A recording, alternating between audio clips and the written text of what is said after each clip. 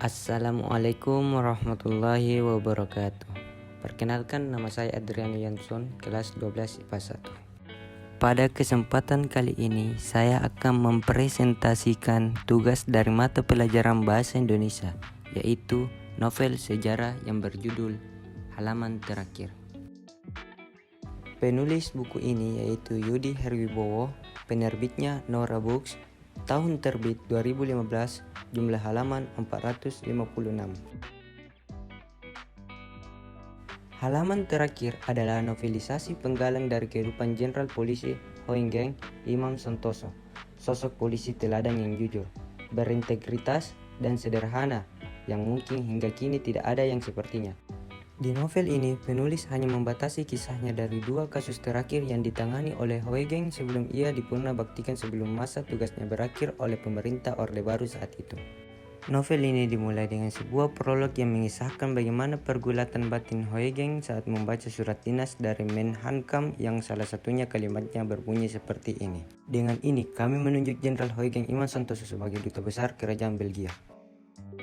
Kalimat itu menandaskan bahwa tugasnya sebagai Kapolri telah selesai walaupun sebenarnya masa tugasnya belum habis. Sebagai seorang prajurit, Hoengeng menerima keputusan tersebut, namun yang disesalkannya adalah mengapa ia harus berhenti saat ia sedang menyelesaikan 2 kasus besar yang selama ini menyita energi dan waktunya. 2 kasus yang telah dijanjikannya agar terselesaikan selama masa kepemimpinannya.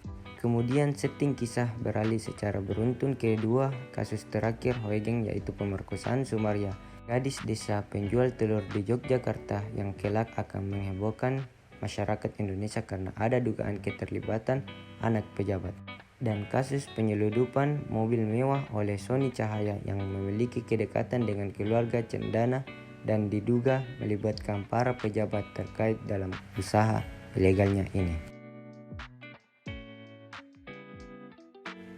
Dalam kisah, Sumaria penulis menarasikan tragedi gadis penjual telur itu dengan dramatis, mulai dari perkosaan yang dilakukan 4 orang pemuda dalam mobil combi terhadap Sumaria hingga proses persidangan yang berlarut-larut, berbelit, dan melelahkan. Tekanan batin yang dialami Sumaria terungkap dengan jelas di novel ini. Apalagi ketika pada akhirnya dia sempat menjadi tersangka atau bagaimana kasusnya ini menjadi kasus berat dan rumit. Karena diduga ada anak pejabat yang terlibat dan hadirnya tersangka dan saksi-saksi baru yang janggal. Hal ini yang menyebabkan Jenderal Hoengeng menaruh perhatian khusus terhadap kasus ini dengan membentuk tim khusus sebelum akhirnya kasus ini tiba-tiba diambil alih oleh Terpepu, tim pemeriksa pusat, yang biasanya mengurusi kasus-kasus berdimensi politik.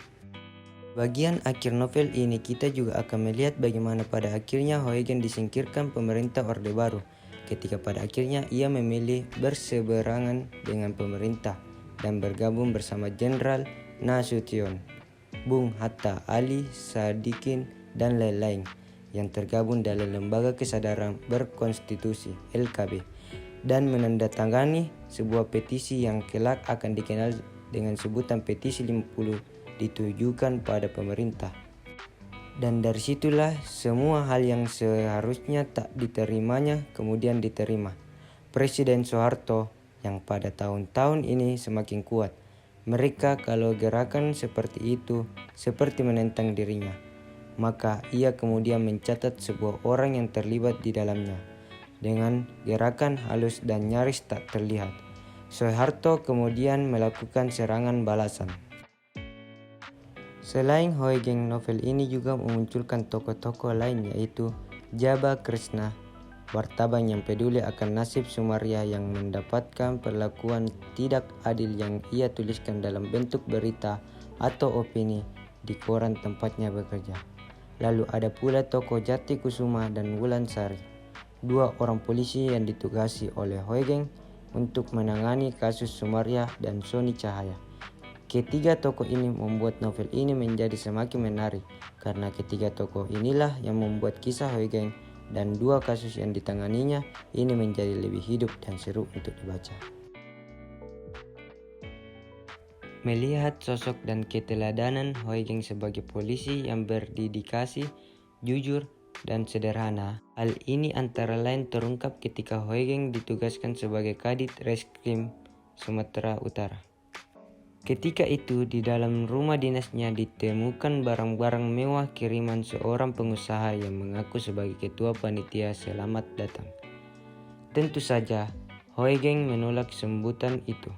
Namun si tukang suap ternyata bukan orang yang mudah menyerah.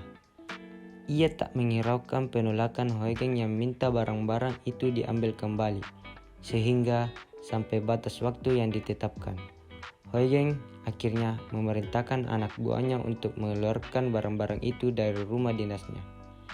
Sikap Huygens untuk menolak pemberian itu adalah tindakan nyata dari apa yang pernah dipesankan Huygens pada anak buahnya sebagai berikut.